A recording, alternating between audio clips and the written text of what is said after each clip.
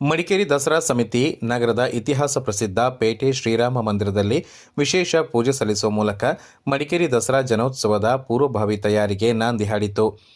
ಮಡಿಕೇರಿ ದಸರಾ ಉತ್ಸವ ಅಕ್ಟೋಬರ್ 11ರಂದು ಆರಂಭಗೊಳ್ಳಲಿದ್ದು 21ರಂದು ವಿಜಯದಶಮಿಯ ದಶಮಂಟಪಗಳ ಶೋಭಾಯಾತ್ರೆಯೊಂದಿಗೆ ಸಂಪನ್ನಗೊಳ್ಳಲಿದೆ. ರಾಜ್ಯ ಸರ್ಕಾರ ಈಗಾಗಲೇ ಮಡಿಕೇರಿ ದಸರಾ ಸಂಭ್ರಮಕ್ಕೆ 2 ಕೋಟಿ ರೂಪಾಯಿ ಅನುದಾನವನ್ನು ಘೋಷಿಸಿದೆ. ದಸರಾ ದಿನಗಳು ಸಮೀಪಿಸುತ್ತಿರುವ ಹಿನ್ನೆಲೆ ಅಗತ್ಯ ಸಿದ್ಧತೆಗಾಗಿ ದಸರಾ ಸಮಿತಿ ಹಾಗೂ ದಶಮಂಟಪ ಸಮಿತಿ ಕಾರ್ಯೋನ್ಮುಖವಾಗಿದೆ. ಪ್ರತಿ ವರ್ಷದ ಸಂಪ್ರದಾಯದಂತೆ ದಸರಾ ಪೂರ್ವಭಾವಿ ಸಿದ್ಧತೆಗೂ ಮೊದಲು ಶ್ರೀರಾಮ ಮಂದಿರದಲ್ಲಿ ವಿಶೇಷ ಪೂಜೆ ಸಲ್ಲಿಸಿದ ಸಮಿತಿಗಳ ಪ್ರಮುಖರು ಜನೋತ್ಸವದ ಯಶಸ್ಸಿಗಾಗಿ ಪ್ರಾರ್ಥಿಸಿದರು. ಮಡಿಕೇರಿ ದಸರಾ ಸಮಿತಿ ಅಧ್ಯಕ್ಷರಾಗಿರುವ ನಗರಸಭಾ ಅಧ್ಯಕ್ಷೆ ಪಿ ಕಲಾವತಿ, ಕಾರ್ಯಾಧ್ಯಕ್ಷ ಬಿಕೆ ಅರುಣ್ಕುಮಾರ್, ದಶಮಂಟಪ ಸಮಿತಿ ಅಧ್ಯಕ್ಷ ಪಾಂಡಿರ ಪೂಣಚ್ಚ, ನಗರಸಭಾ ಉಪಾಧ್ಯಕ್ಷ ಮಹೇಶ್ ಜೈನಿ, ಪದಾಧಿಕಾರಿಗಳಾದ ಚುಮ್ಮಿ ದೇವಯ್ಯ, ಸವಿತಾ ರಾಕೇಶ್, ಬೈ ಶ್ರೀ ಪ್ರಕಾಶ್, ಅರುಣ್ ಶೆಟ್ಟಿ ಸೇರಿದಂತೆ ದಸರಾ ಸಮಿತಿ ಹಾಗೂ ದಶಮಂಟಪ ಸಮಿತಿಗಳ ಸದಸ್ಯರು ಹಾಗೂ ಸಾರ್ವಜನಿಕರು ಪೂಜೆಯಲ್ಲಿ ಪಾಲ್ಗೊಂಡರು.